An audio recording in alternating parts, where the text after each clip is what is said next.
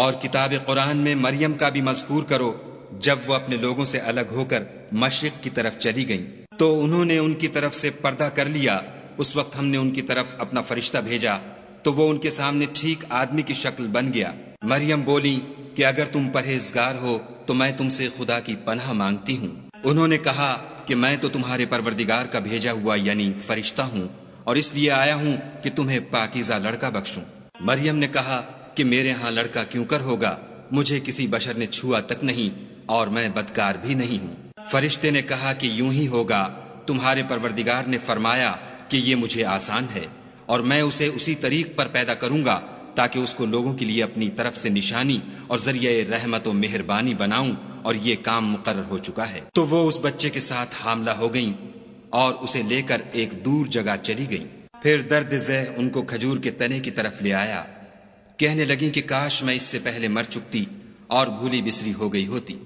اس وقت ان کے نیچے کی جانب سے فرشتے نے ان کو آواز دی کہ غمناک نہ ہو، تمہارے پروردگار نے تمہارے نیچے ایک چشمہ پیدا کر دیا ہے، اور کھجور کے تنے کو پکڑ کر اپنی طرف ہلاؤ، تم پر تازہ تازہ کھجوریں جھڑ پڑیں گی، کھاؤ اور پیو اور آنکھیں ٹھنڈی کرو۔ اگر تم کسی آدمی کو دیکھو تو کہنا کہ میں نے خدا کے لیے روزے کی منت مانی، تو آج میں کسی آدمی سے ہرگز کلام نہیں کروں گی۔ پھر وہ اس بچے کو اٹھا کر اپنی قوم کے لوگوں کے پاس لے آئیں۔ وہ کہنے لگے کہ مریم، یہ تو نے برا کام کیا۔ اے ہارون کی بہن، نہ تو تیرا باپ ہی بد اتوار آدمی تھا اور نہ تیری ماں ہی بدکار تھی۔ تو مریم نے اس لڑکے کی طرف اشارہ کیا۔ وہ بولے کہ ہم اس سے کہ گود کا بچہ ہے کیوں کر بات کریں۔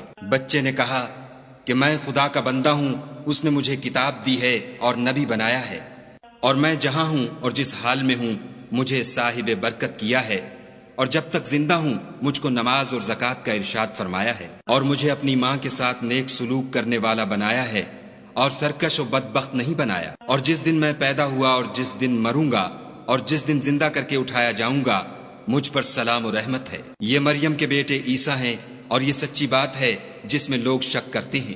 خدا کو سزاوار نہیں کہ کسی کو بیٹا بنائے، وہ پاک ہے۔